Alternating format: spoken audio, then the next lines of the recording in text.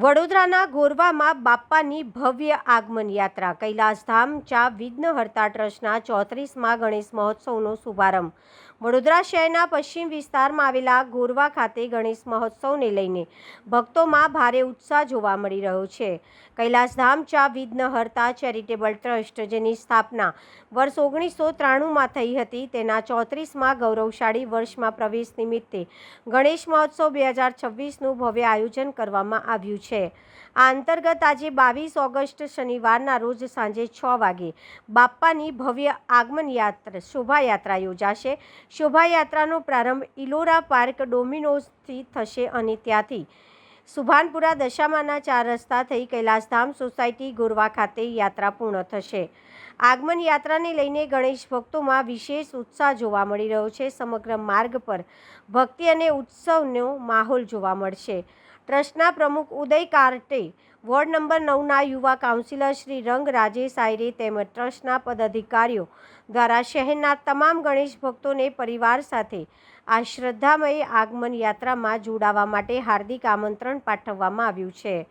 ગણેશ મહોત્સવ દરમિયાન ભક્તિભાવ અને ધાર્મિક કાર્યક્રમો સાથે વિવિધ આયોજનો કરવામાં આવશે. બાપ્પાની ભવ્ય આગમન યાત્રા સાથે કૈલાસધામ ચા વિઘ્નહર્તા ટ્રસ્ટના 34મા ગણેશ મહોત્સવનો ઉત્સાહભેર પ્રારંભ થશે. જય ગણેશ. વડોદરાના પશ્ચિમ વિસ્તારમાં સૌ પ્રથમ વખત ગણેશજીના આગમનમાં શ્રી કૃષ્ણ ભગવાનની થીમ સાથે પધારી રહ્યા છે એવા ગણપતિ બાપ્પાનું આગમન જ્યારે કૈલાસધામ ચા વિઘ્નહર્તા ચેરિટેબલ ટ્રસ્ટના માધ્યમથી સૌ પ્રથમ વખત જૈન મંદિર ખાતે દહીહંડી ફૂડનો પણ કાર્યક્રમ શ્રીજી આગમનમાં કરવામાં આવ્યો છે. આ કૈલાસધામ ચા વિઘ્નહર્તા જે મંડળ છે તેમના તમામ યુવાનો તમે જુઓ કે છેલ્લા કેટલાય વર્ષોથી આ ગણપતિ બાપ્પાનું આગમન વાજતે ગાજતે પશ્ચિમ વિસ્તારની અંદર કરતા હોય એવી જ રીતે તે ગણપતિ બાપ્પાનું આગમન થવા જઈ રહ્યું છે. પણ જેવી રીતે હું વાત કરું કે સાઈ સમર્થ ક્રીડા મંડળના માધ્યમથી દહીહંડી કાર્યક્રમ રાખવામાં આવ્યો છે, એવી જ રીતે ગણાધ્યક્ષ ઢોલ તાશાના ધૂને તમામ ગણેશ ભક્તોને નચાવવા માટે જ્યારે ગણાધ્યક્ષ આવી રહ્યું છે ત્યારે આપ સૌને તેની અંદર આવવા માટે અમે આમંત્રણ પાઠવીએ છીએ. સાથે અક્ષય ઇવેન્ટ પણ રાખવામાં આવી છે અને આ તમામ જે આયોજન ફક્ત ને ફક્ત અમારા કૈલાસધામ ચા વિઘ્નહર્તા એવા અમારા મિત્ર જે ઉદયભાઈ કારટે અને તેમના તમામ ગણપતિ મંડળના જે યુવાનો લઈને આવી રહ્યા છે. આવતીકાલના દિવસે ભૂલશો નહીં, સાંજે 7 વાગે ગણેશ આગમનની પ્રથમ આરતી સાથે શરૂઆત ઇલોરા પાર્કથી કરવામાં આવશે અને 10 થી 11 વાગ્યાની વચ્ચે દહીહંડી કાર્યક્રમ જૈન મંદિર ખાતે રાખવામાં આવ્યો છે. તો ચોક્કસથી આવતીકાલે કૈલાસધામ ચા વિઘ્નહર્તા ગણપતિ મંડળમાં આપ સૌને પધારવા માટે ભાવભર્યું આમંત્રણ પાઠવીએ છીએ. જય ગણેશ. કૈલાસધામ ચા વિઘ્નહર્તા ચેરિટેબલ ટ્રસ્ટ દ્વારા આ વર્ષે બી કંઈ અલગ અને ભવ્યથી ભવ્ય આગમન રાખવામાં આવેલું છે, જે કાલે 22/8/2026ના રોજ છે.